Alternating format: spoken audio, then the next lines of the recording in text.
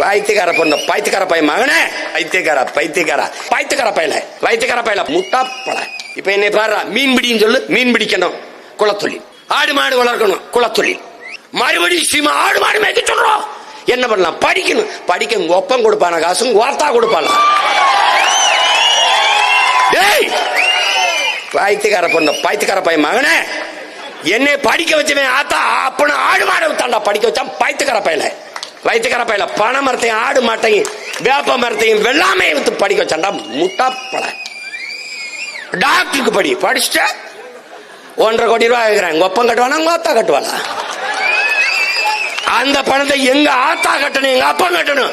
அதுக்கு ஆடு மாடை வித்தாண்டா கட்டணும், மீன் முடிச்சாங்க கட்டணும், வேளாண்மை பார்த்தா கட்டணும், தேங்காய் வெட்டி வித்து தான் கட்டணும்.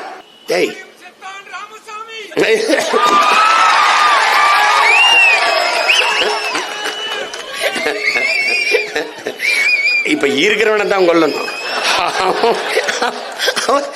அண்ணன் திறந்து புரியுதா? இது என்ன பண்ண தெரியுமா? படிச்சுட்டேன், வேலை